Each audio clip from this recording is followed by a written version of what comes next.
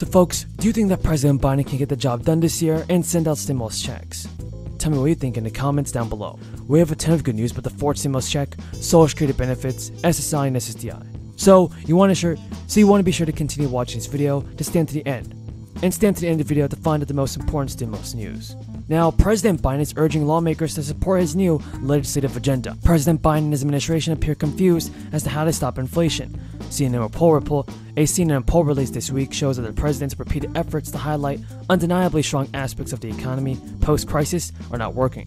President Biden called on Republicans in Congress to help with efforts to combat inflation, following the April jobs report that showed job growth holding strong. In an official statement, Biden said, "There is more work to do. I encourage congressional Republicans to join us in our efforts to lower prices for families across the country by making more in America, strengthen our supply chain, and cutting the energy and prescription costs." President Biden said that fighting inflation is a top priority for him and called it a challenge for families across the country. Biden said the U.S. is in a position of strength. Now, when asked about how the economy is recovering, Biden said the continued strength of our job market and the savings that families have built up shows that our economy faces the challenges of the crisis. According to a Labor Department data that was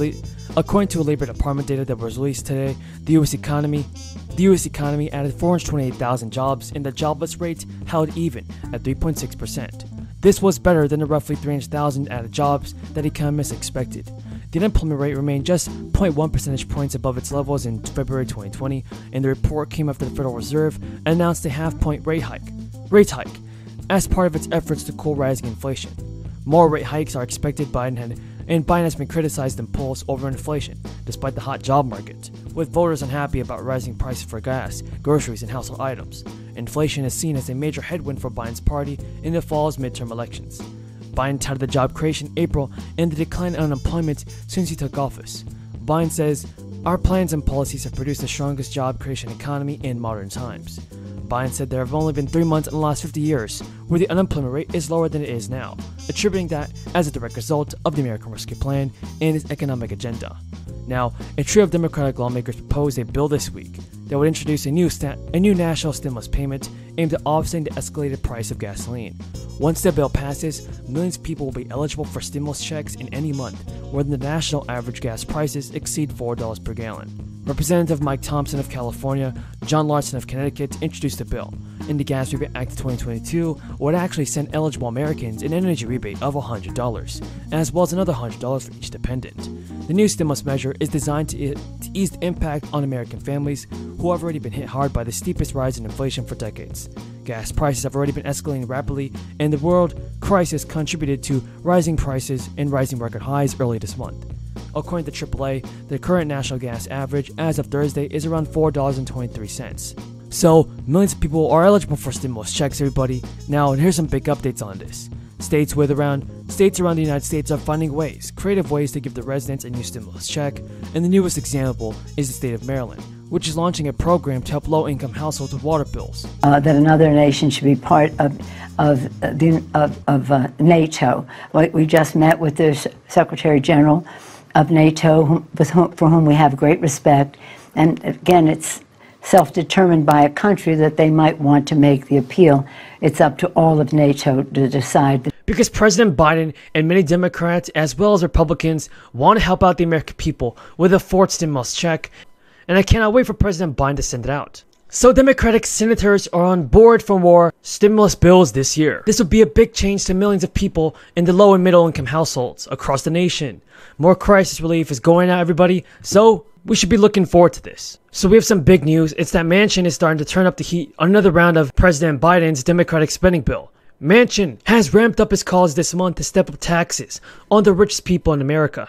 Manchin actually told the Wall Street Journal, "I respect Kirsten Sinema and what her concerns may be, but I think basically our financial situation is getting worse and not better. So we better have a better way of looking at it." So that there are many ways to pay for such ideas that do not include tax rate increases that could hurt small businesses and our economic competitiveness while we continue to emerge from a crisis and economic downturn. Senator Kirsten Sinema's opposition to tax rates have already prompted Democrats to scramble for new ways to finance their plans, and also to expand healthcare, childcare, and education. So far, Manchin has said he backs hiking the corporate tax rate to 25% as part of a future spending bill. So what are your thoughts on this? Will Joe Manchin get it done? and the different changes demands from both senators underscore the difficulty and tricky path ahead for Democrats trying to move forward with President Biden's spending bill.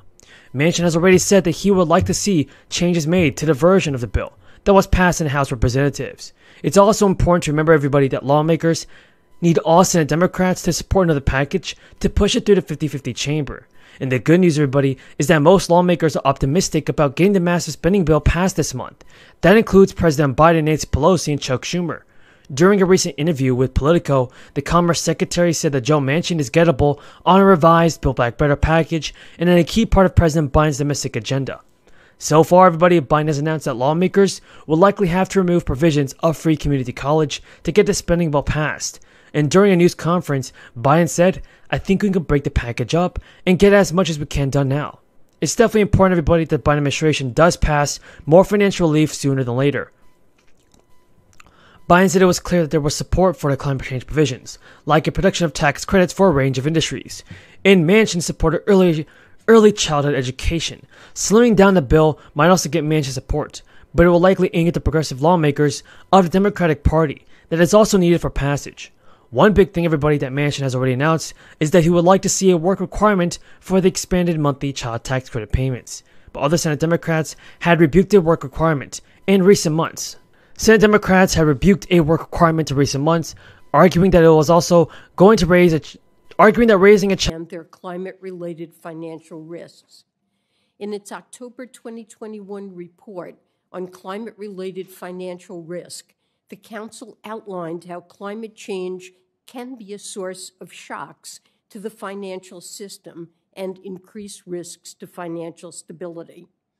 To address these risks, the Council recommended that regulators build their capacity and expand their efforts to address climate-related risks, improve the availability of data, enhance and standardize disclosures, and assess and mitigate risk to financial stability.